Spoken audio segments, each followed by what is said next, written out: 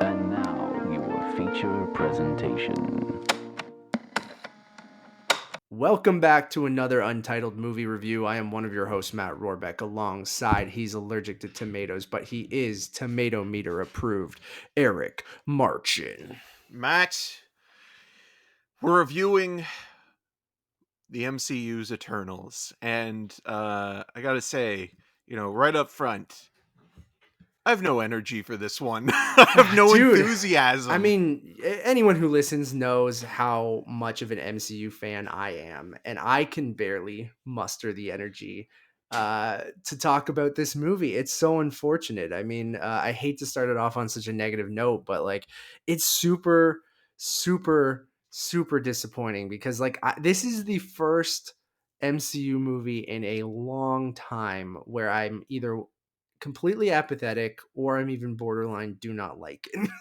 and they've had a pretty good, batting average for 10 plus years, 25 plus movies now.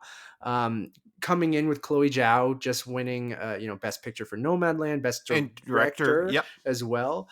Loved that she was shooting on location and that the cinematography looked like it was going to be gorgeous and that would be unlike any MCU movie we ever saw before. And that her is regular true. cinematographer, even though he isn't the cinematographer on this, Joshua James Richards is a camera operator on this as well. So she is still bringing in crew that she has worked with previously since the beginning of her career with songs My Brothers Taught Me and The Rider and as you mentioned Nomadland and so there's this excitement in thinking like, okay, this is going to be the film that kind of really shakes up the MCU in a way that we haven't seen before and sort of breaks free of what we have come to know in the formula of these movies. And I still want Marvel to continue to experiment with that. Agreed. But I think because of this film's reception so far being so poor,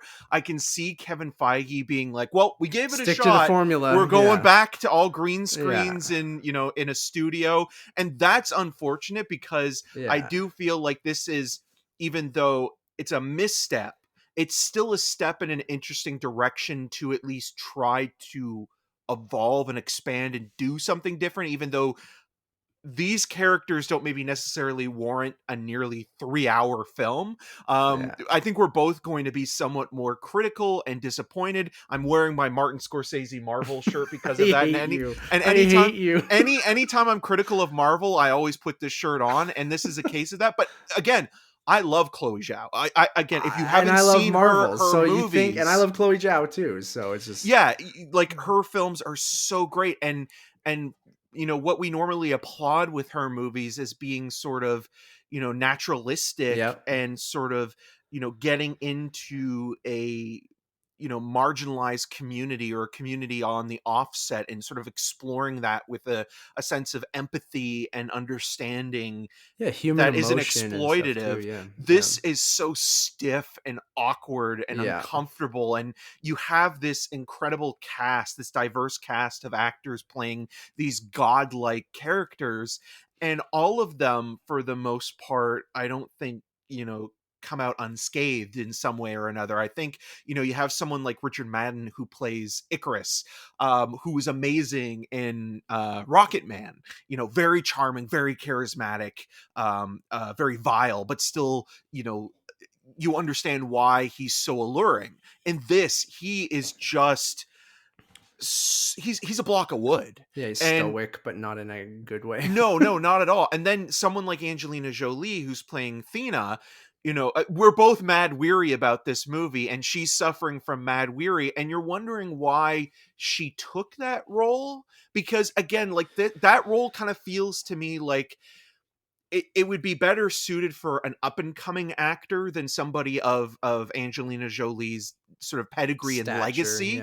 Because I'm watching it, and the whole time I'm thinking like, I get why Salma Hayek's in the role that she's in. Like, that feels like you're taking a kind of established actor who has, the gravitas to, bring something to this. Like, Jolie could have done that role too. Exactly. Right? Like that, Those two actors feel like they needed to be in sort of those kind of roles, where Thena is a character that you're thinking like, oh, this would have been better suited for somebody that, you know, again, is maybe on the brink of breaking out, or is sort of already there, but maybe not a megastar. Because every time you see Jolie, it's kind of distracting.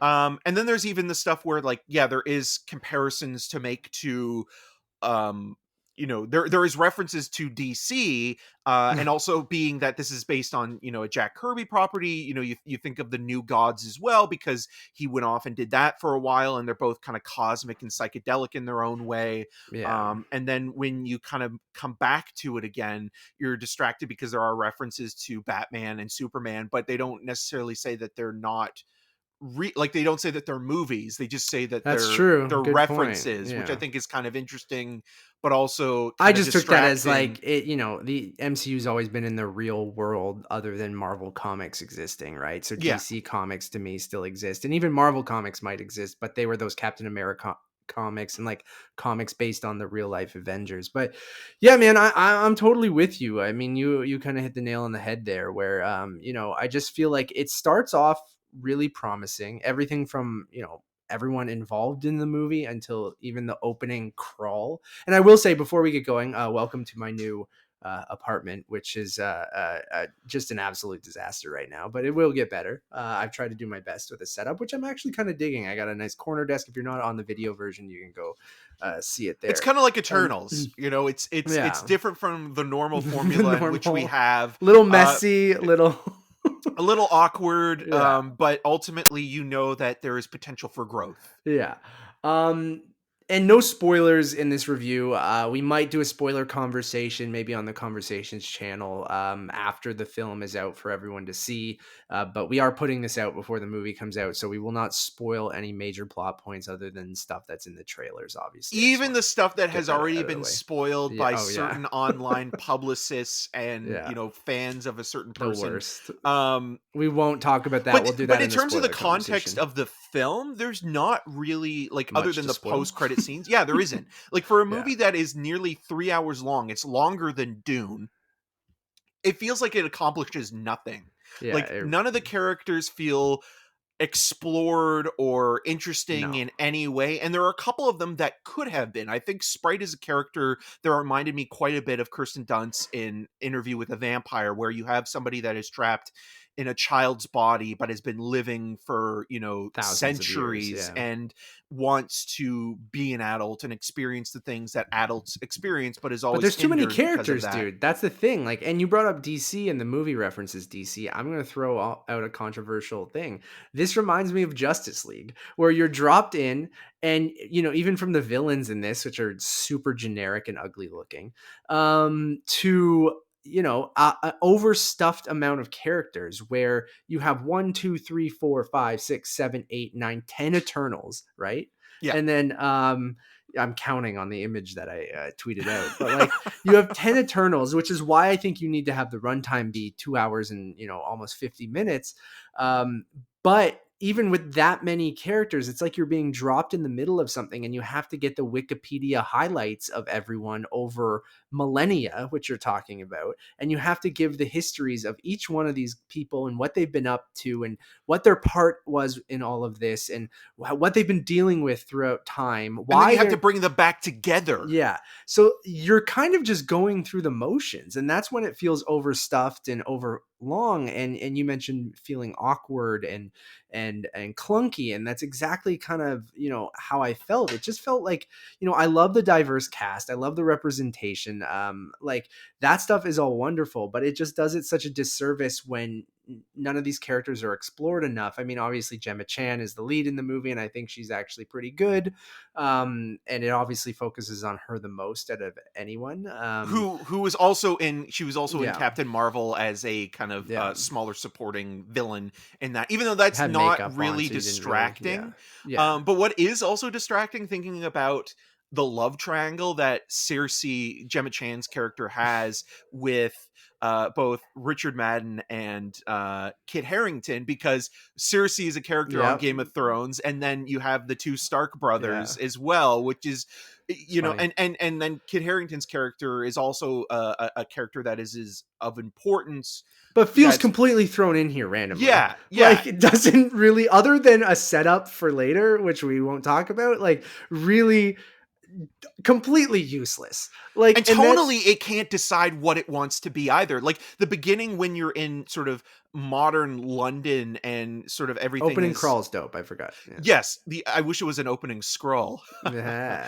But the opening crawl basically reminded me of Highlander or the Beastmaster or like any 80s fantasy film, and that was so exciting. I was like, oh wow, this is doing something really different. Yeah. Before the Marvel Studios logo, before anything, you get this long ass crawl, and I'm like, okay, I'm in. And that crawl feels as long as the movie is going to be, because like you're watching it and you're like, it's explaining everything already to you, and like in not a Star Wars kind of way, but more in like I was thinking like Sean Connery's voice was going to come in and like start sort of, you know, doing the voiceover. But yeah, like tonally speaking, in terms of its fantasy elements, like the stuff in London is very derivative of Harry Potter, and then once you get into kind of the more Fantastic Beasts, well, that too, like the idea of quality wise, yes, well, Circe can transform things into other elements and stuff like that, and then like each one of these Eternals has a special power, and then you find out as well that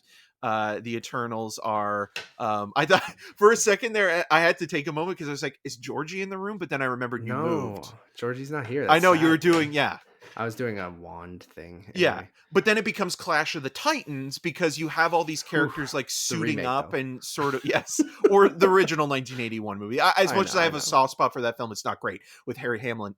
And to your point, like you're watching this movie and all the actors are delivering their dialogue and their performances in this very arch manner that doesn't work with the visual aesthetic of the film at all, and it just becomes very tedious. Like there's this whole story of like, okay, you know, in the beginning there were, you know, these godlike Eternals sent down to Earth by the celestial beings, Ashram specifically, who looks amazing, but also he's distracting because you just want Galactus. You just want Galactus so badly. And then you have the Deviants, which are kind of, you know, their main villains are, and the ones that are the most sort of threatening not only to humanity but also to them, and the Eternals are instructed by the celestial being Ashram that they cannot interfere with humankind unless the Deviants get involved. So over the span of 7,000 years you see this, you know, these ongoing battles between the Deviants and the Eternals as, you know, historical moments take place. You know, we see moments in Babylon, we see Hiroshima, and as these characters are sort of reuniting because they've been estranged for a while, and the reason of which their estrangement is due to a tragic sort of moment in one of their sort of core group members, which is also very similar to another DC property, which is the Watchmen. Like it has kind of a similar kind of sort of plot device as the Watchmen to reunite all these characters, and sort of the reveals of, like, I mean, Icarus is kind of almost like a Dr. Manhattan in a way. But as they're reuniting these characters, it awkwardly kind of jumps back and forth in time to flashbacks to kind of give you each character's sort of backstory of who they are and what they are, except for Lauren Ridloff's character, who's just like the last person that they kind of get towards, and then they just kind of like, yeah, we'll just write something really quickly and get her out of the way. And it's, again, a real shame because she's so good in Sound of Metal. And again, you know, having somebody who is deaf in a lead role and a prominent role like that is amazing. Brian Tyree Henry is playing a gay character, and it's not just the representation is great. Not just like, you know, a director in the back, or in the background saying hello to their husband quickly, and like in Star Trek or something. Yeah, no, I totally agree with you. The representation is great, but that kind of not even paint by numbers. Like, it's weird because it both feels completely different than the rest of the MCU, but then feels weirdly generic, even on top of that, which It's is the like some President's people Choice superhero movie. Yeah, which is weird because like it's the no name brand Or thing. you go to And a then, dollar store and you're looking for like action figures of your favorite yeah. comic book movies, and you And I find the hate generic ripoff saying that. versions And of I them. really, really love the MCU, and I really love Chloe Zhao, and I think she is wonderful. And it's just so unfortunate that, those two things just didn't work together. I just don't think her style worked in a movie like this. Like, you can see her, not necessarily that there was literal fights between like her and Kevin Feige on how you would do this movie, but you can just see the two styles clashing in a way that just doesn't really work. Like, are there times where you can see her naturalistic kind of free flowing cinematography as two characters are talking in golden hour and like, and having that human emotion? That's ultimately what the movie's about, right? Is like, these people have lived here thousands of years. They've seen humanity from the beginning to, Thanos's snap. And like, what were they doing? How did they, come to love this, planet and things like that? And you get these moments between characters that just feel stilted and weird, and then you get some of the MCU isms of like the quippy, dialogue we've had since, Iron Man or the Avengers, and it all falls flat, and you just feel like, and then the action sequences on top of that, just, it never feels like she was super comfortable making this movie, and that's so unfortunate. Like, it seemed like, when she talked about it, it was something that she wanted to do and pitched it, and like, and really loved these characters, but I don't know what happened in the process there of like, maybe this movie needed to be fucking 5 hours long. I don't know. But like, even at 2 hours I and think it's 40, the characters. I think yeah, it's or the a TV characters show, even themselves. like a Disney Plus show, maybe give it more time to breathe or something. I don't know. Yeah, but you look And at the these characters themselves are characters, boring the too. way that they're treated Yeah. is that they're given this The status of costumes are ugly, everything. iconic. Yeah, and again, I'm not against like, kind of Power Rangers-esque costumes and things like that. I think that it can be fun, but it just feels like these characters aren't worthy of the treatment that they are getting in this film. As much as Guardians of the Galaxy proved a lot of people wrong, including us, in terms of what that franchise became Yeah. or what it could have been at the time. Um, James Gunn was smart with how he treated the characters, because even though he liked them, he still treated them with an irreverence that Yeah, that's wasn't exactly the word I was going to use. just kind of like, okay, these characters are great because they're a part of the MCU. Where this time around, it's more precious in both the filmmaking, which, a lot of people have been joking that, oh, it's like, how could you say that is, this is a Terrence Malick-esque sort of style. There is that. There's It's the not floating really, camera, yeah, a the little Emmanuel bit, but Lubinski stuff that you think of when you think of maybe Terrence that's Malick. it. That's But it. it's not kind of a stream of consciousness like a Terrence Malick movie. Like, it's not That would have been more non-linear or interesting. broken in a whispery voiceover. Yes, that would have been more interesting. And that's what I mean by the styles clashing. Yes, it is literally a clash of the titans. You have Chloe Zhao and Kevin Feige, clashy with each other, clashy titans. And you just think to yourself, like, again, I want the MCU to continue to experiment, and I want agree them to kind completely, of yeah. do, like, even though this is a misfire and it is one of the worst, not like like it's not Hulk bad, but it is disappointing. It's not Thor Dark World bad, but it's like it's close. It's there. it's in the bottom tier. Yeah. It's like my number 25. It's my like 28 or something. Dude. Yeah, like, but at the same time, I can see as soon as this movie gets released and it does badly, that Kevin Feige is just going to be on lockdown afterwards, where it's like, we're going which is to unfortunate. I agree with you that, like, I hope that this misfire doesn't stop them from experimenting and doing different even if things. The experiments like, don't work. Yeah. That's a part of what experimenting is. Yeah. Experimenting is failure and learning from that in order to move on. And if you don't continue to experiment, you don't evolve, you don't change, you just plateau.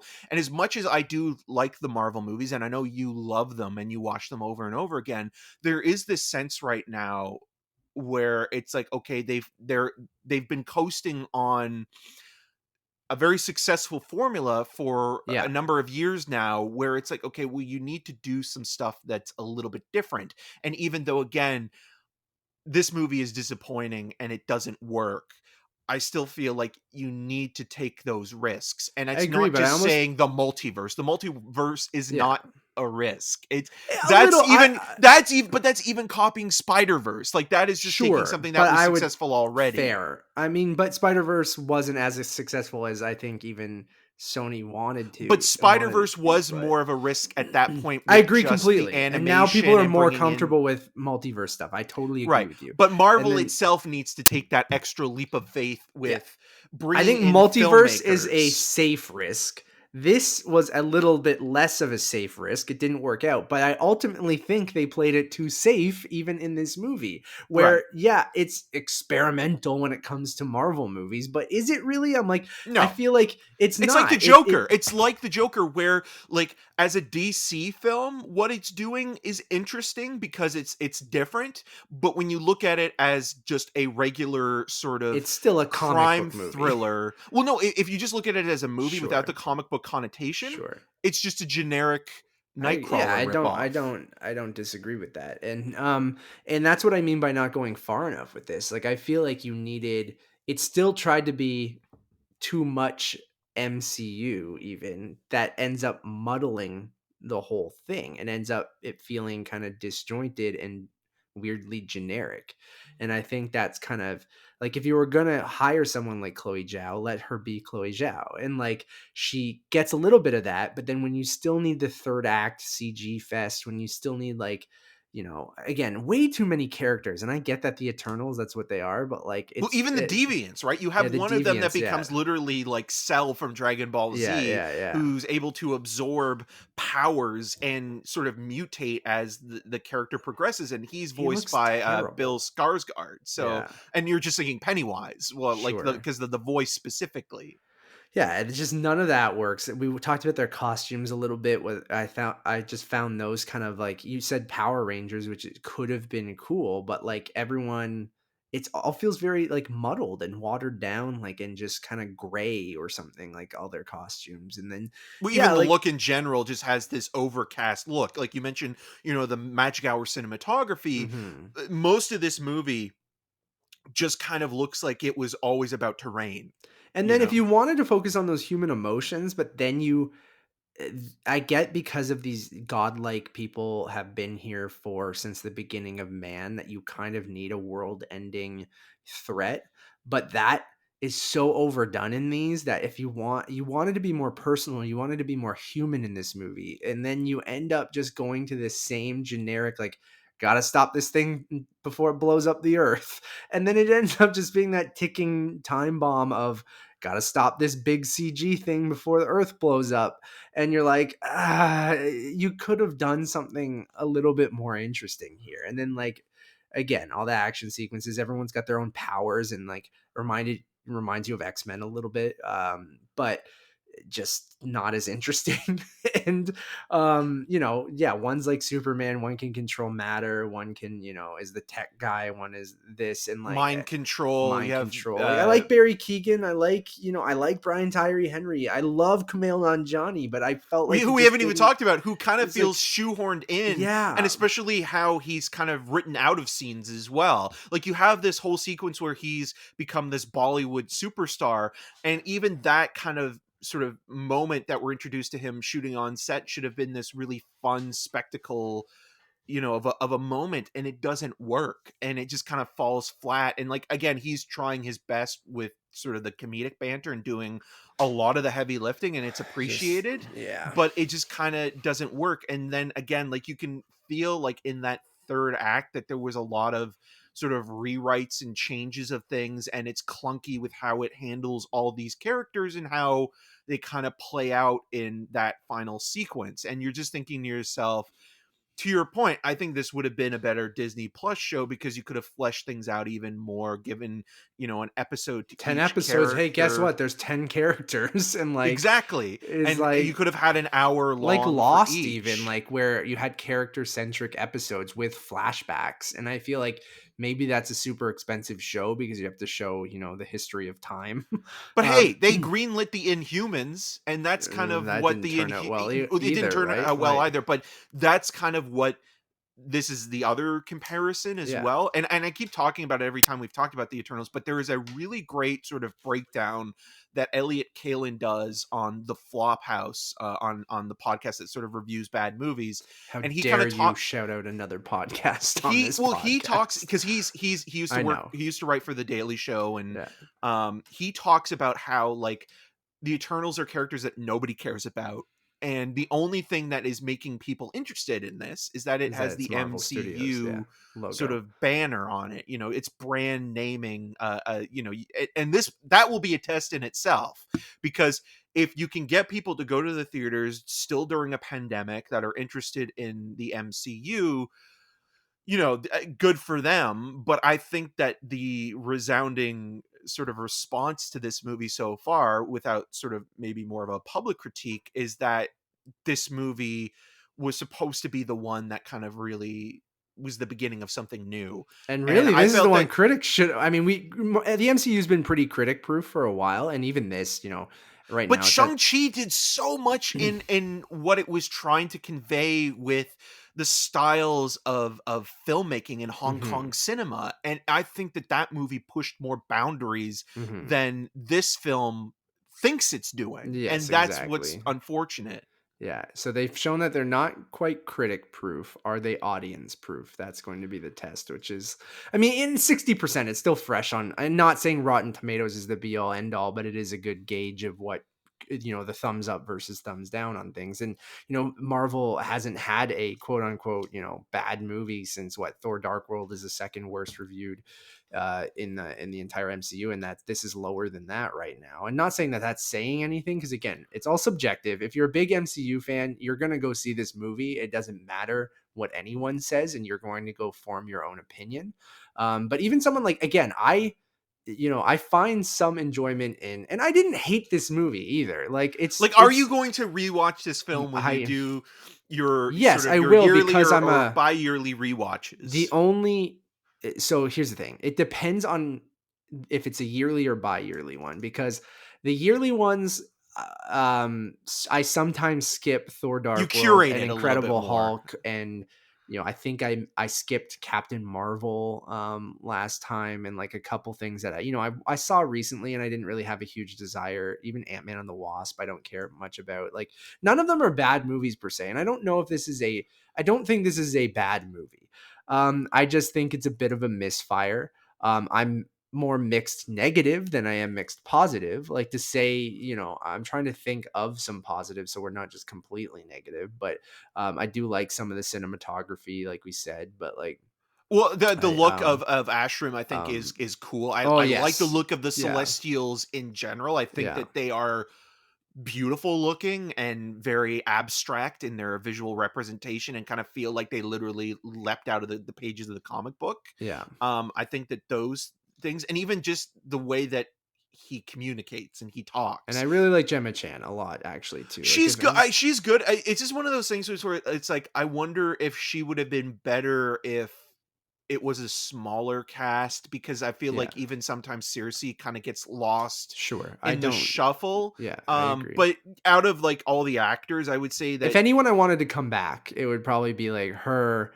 Kumail, I'd be open to coming back. And Brian Tyree Henry, I think, is just a good actor in general. And like, even though I don't think his character is great, I just think that like he's trying to make it work. And like, you can tell the actors that are better with blockbusters, but also kind of have some indie cred, to them.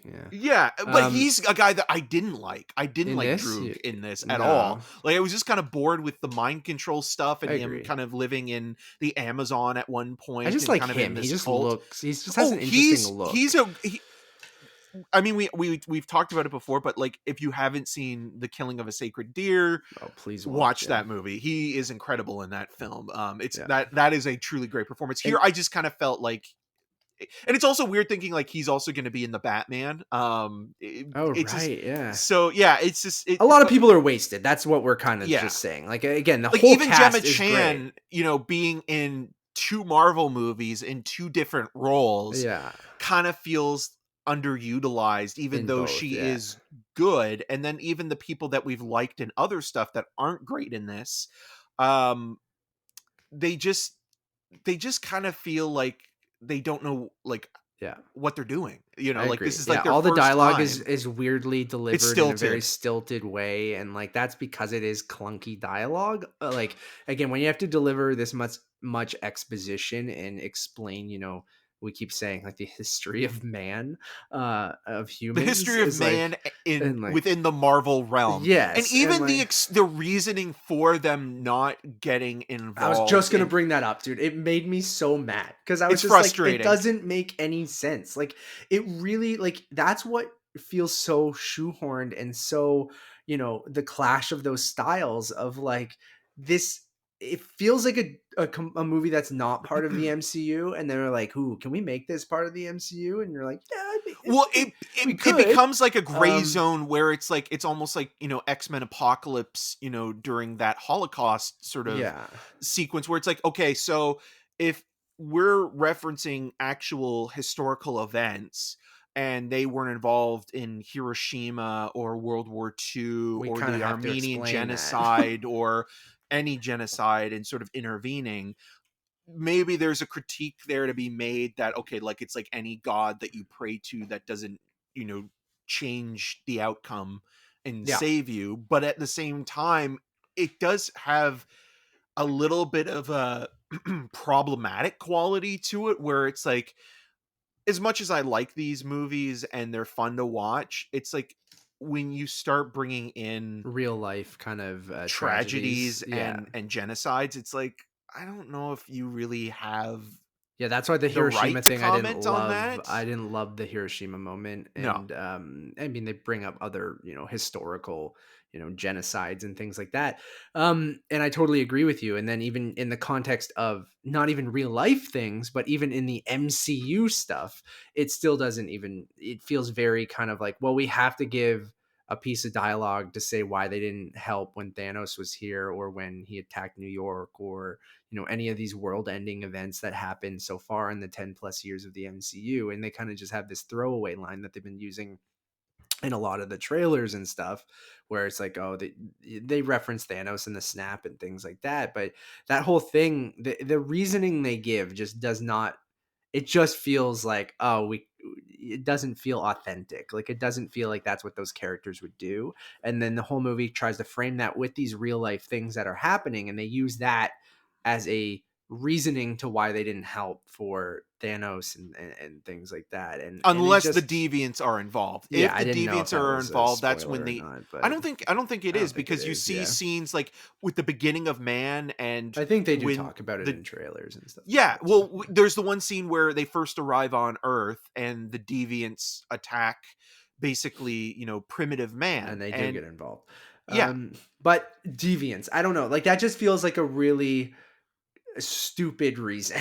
like right. like these people, like, it's what's gonna happen if you, anyways, it doesn't matter. It's a That catch 22. Like yeah. it's one of those things where it's like, okay, well, you know, these characters basically will remain neutral throughout the history of time, with the exception of, you know, these other characters that are just as threatening, or as powerful as the Eternals being involved, and that's when they can basically lend their expertise and powers to save humanity. But other Mhm. than that, will leave humanity to their own devices. And there's this conflict of the characters sort of debating whether or not they should be more involved, because sometimes mankind and humankind in general can lead to you know, violence and acts of you know, regret and remorse later on that they can't undo. And if you have someone like Droog, controlling them or trying to settle them down or intervening in some way, maybe you can resolve those conflicts quicker, but at the same We time won't evolve. Yeah. you won't evolve, and you won't allow human beings to be human, and that's Yeah. what makes us human, and that's And what I they're like trying to that. learn about. Yeah, but it just, I don't know, like that whole message and ultimately that's what the movie is trying to say, but it just doesn't quite work. The last thing I want to touch on is the music. Ramin Djawadi, right? Yeah. Did the score, and I can't remember a single piece of music from it. And like that's so unfortunate Well, too. again, And even the not Bollywood number, you think like that would be oh an my god, that amazing falls completely fall sequence. flat too, right? Yeah, and it just Yeah. kind of like, it's like, okay, like, cool, I guess. Yeah, it's Um, so unfortunate. I know I don't have much to say about it, but that's what I wanted to say, is that I don't have much to say about it. And I'm not saying that I think Marvel has gotten better, just as they've gotten better in going into phase 3 of letting filmmakers kind of, do their thing a little but bit now more. I'm nervous that But they with might kind of go back on that Yeah, a I know, little I bit, and they hope might not, but hire more people like Peyton that's Reed why to I hope come this in does well. So, right. even if I don't think it's very good, but Because I could see like Eternals 3 or 4 being, dude, you know, I don't think we're getting another one of these. I don't think well, really. with these characters, because I'm sure these characters I will think they'll show up return. in other movies, but I do Right. not think we will get Eternals 2. You never And know. You never know. Marvel has the ability, like, to be honest, after the first 2 Thor films, I that's honestly fair. thought That that is was fair. it with That is Thor fair. And 2. this does remind me of Thor 1 and Thor Dark World. Like Where where if it you just get to part 3, it could be something. Like right. if you get the right filmmaker to come in and do something that maybe isn't taking these characters too seriously, but also kind of having fun with it. Like, this movie is not fun in any way, and I think that that's kind of like the biggest sort of detractor for Yeah. a movie that you're expecting within the MCU to have moments of seriousness and But it gravitas. But tries to be fun, I think, but yeah, it this just is doesn't literally the succeed. most DC Marvel movie It ever is. made. It is. And that's what it reminded me of the whole time. And that's why I brought up Justice League. I'm like, it really reminded me. It's not as bad as Justice League. Sorry, DC fans and Snyder people. But But if it was a 4-hour cut, maybe it would have worked better. Who knows? release the Zhao cut. Release the Zhao cut. Which, again, you're not going to get anybody saying that. But if it's a Zack Snyder property, sure. Yeah. You know, you're still getting people saying we want a David Ayer cut of the Suicide Squad or Sure. Suicide Squad or whatever.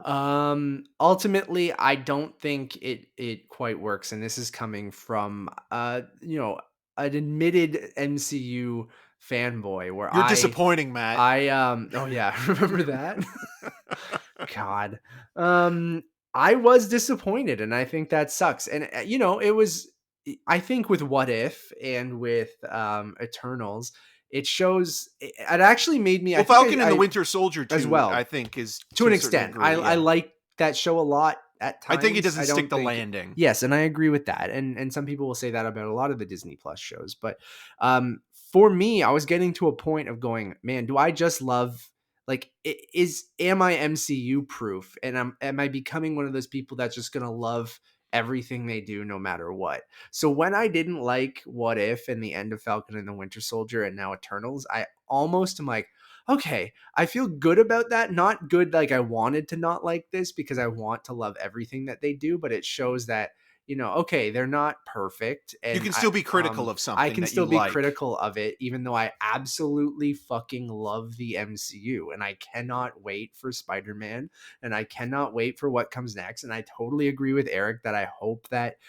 this fumble doesn't, scare them from being weird or taking risks or doing something different or bringing in really interesting filmmakers and stuff like that, and not just hiring guns for hire. And Unless it's James Gunn. James Gunn for hire is different than a gun for hire. Yeah. But I really agree with you. I hope, as much as I did not really care for this movie, like, I really hope that they learn from it and they still experiment and do different things. And I just don't think they almost experimented enough here. Like, I really ultimately think that they were like not classic, but just superhero MCU movie fighting with Chloé Zhao movie, and then you'd think those two things together could be interesting, but then it ends up not being, because they're just kind of bumping heads through it the whole thing. And it makes for, something that's a bit too overstuffed, a bit too overlong, and just kind of bland, and that's so unfortunate. And I don't know, like, I have no desire to rewatch this right now. I think maybe leading into the next big, event movie or something like that, that's probably when I'll do a MCU rewatch. I say that now, but come March of next year, I'll probably start a whole rewatch again, because I'm just trash. So I don't know. I just, it to me, it is, yeah, lower tier Marvel. I appreciate them, thinking they were trying something different, and then ended up being a DC movie. So I'm going to give it a 2.5 out of 5. I was pretty disappointed. Yeah, you mentioned things to be, sort of complimentary of or positive of. I think even though it does fail, and I'm also going to give it a 2.5, but even though it does fail, I think one of the most positive things I can say about this movie is keep going, keep trying to, especially with diversity and representation. I think yes, those huge. things, obviously, that they're and I the think this bare movie minimum. Succeeds. Yeah, but I think this movie succeeds in finally start. It's a good yeah, start. It's a good yes. start. You need to keep going. I agree. But I think what Kevin Feige needs to do is he needs to let go even more. He just Yeah. needs to say, you know what, we have our flagship, characters and storylines and things like that. We are well established now over 10 years. We'll be fine. And if not every movie is critically acclaimed or commercially acclaimed, you can take that hit. And maybe one of those movies will lead to something really interesting that maybe, again, is not box office boffo, but at least it's trying to do something different. And this movie, even though it struggles, feels like, okay, this is a beginning to that. And I'm just nervous that it's going to be basically put to an end. And I think that would be unfortunate, because I think that if you continue to experiment and push and try to do different things, not asking for a Terrence Malick movie, like, let's be perfectly clear, or a Martin Scorsese Marvel film, Sure. just a movie I'd that be does, open to it. I mean, yes, but you'd have to give them complete control and director's cut and things like that. But that would never happen. And they just probably are not interested. But if you're going to get up and coming filmmakers, or filmmakers that have kind of proven themselves in, the realm of indie cinema, or, somewhat kind of mid-tier commercial movies, you need to let them make their movie. I think what I'm most afraid of now is that you could get someone like Phil Lord or Chris Miller who get hired for the next Marvel movie, and then all of a sudden Kevin Feige gets cold feet and decides, I'm not feeling this, and then we get another Solo situation. But I hope that's not within the the case. MCU and not with Star Wars, obviously. Because I do think that, that's what, early MCU was. And yeah, as it going into phase 3, and we kind of, it did seem like we're headed in the right direction of giving filmmakers a little bit more freedom. And this, I don't know, like, maybe she did have complete freedom on this. I have no idea, but we can't really speculate there. But it does feel like a clash of styles that just, I don't think ultimately. Well, to your point, you just mentioned it. So this movie, even though it is diverse and it is trying to do something different, I think where it is regressive is that it is very much in line with that first phase of Marvel movies, where it was all origin stories. We were getting just origin after origin after origin. And literally we have, what you mentioned, like there are 8 or 9 Eternal characters. 10. Yeah. So there are at least 7 or 8 origin stories repeated again and again and again to each one of these characters of what they've been doing. 10 Eternals, and that's not including, the 2 human characters that are prominent in the movie. Yeah, and with the falling Harington, out, right? And I forget Kumail's chauffeur's name. Either way, yeah, man, a little bit disappointing. We might come back and do a spoiler conversation at some point. Although I don't know if there's that much to spoil other than the post-credit sequences, which, one reveal is pretty random. I did have it spoiled. I think, Eric, you also had it spoiled. Maybe many people. I think many people have had it spoiled. And then I didn't have the second post-credit scene spoiled. So there are two. Stay for both. I am intrigued and want to talk about both of those things. But we will do that at another time. But thank you all for listening or watching. We really, really do appreciate it. I can't wait to talk more MCU with Eric for Spider-Man and No Hawkeye Way Home. even. Hawkeye, yeah, is coming up. We'll be reviewing most likely those first two episodes of Hawkeye. I don't know if we'll get any more than that, but we will be reviewing those first two episodes at least, like we've been doing with some of the other stuff. Yeah, we have Hawkeye. The MCU will keep on rolling. So even though is, next year, there have been some sort of delays, shifts, which is fine. I think I'm open to a little bit of a breather at the beginning of the year, but that means we'll probably still get Ms. Marvel at the beginning of the year. So like we're not, I think from theatrically we're getting a little bit of a break, maybe a half year right after Spider-Man, but it will keep on trucking over on the Disney Plus side. So and if you guys want to hear more of our thoughts on Disney Plus stuff, go check out the newest draft of the Untitled Movie Podcast, episode 105. I talk about my move, as you can kind of see in the background here. I hurt my back. I haven't watched any movies really, so it's going to be interesting. I'll catch up with Eric of what he's been up to and what he's been watching, because I haven't been watching jack shit. So I don't know what we're going to talk about because we're about to record or Jack that now, Kirby in this case. We will talk about the Book of Boba Fett trailer, the Lightyear trailer, sticking with the Disney properties and things like that. So go check out episode 105, which you guys can get probably right now on YouTube or your podcast service of choice. Just search for Untitled Movie Podcast or Untitled Movie Reviews, and you will find us on those platforms. And Conversations, which we did a little chat on. What did we just do our last one on? Oh goodness.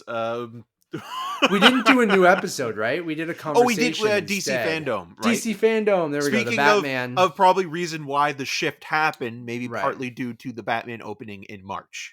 That's also very, very true. And we talk about that on that show. See, there you go. So go check out Conversations as well. As always, our letterboxed Untitled_cast. See, I'm rusty, Eric. I'm very, very rusty. I'll get it going probably by the end of like episode 109 or something. I'll get back into this. Our letterbox Untitled_cast. You can get all of our social links there, all of our ratings, all of our reviews, all that jazz.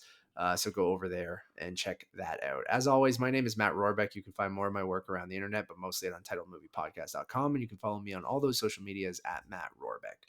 And as always, I'm Martin Scorsese. You can find more of my work at RogersTV.com/CinemaScene and on all the social medias at EM6211. Until next time. Got the mad weary for this one.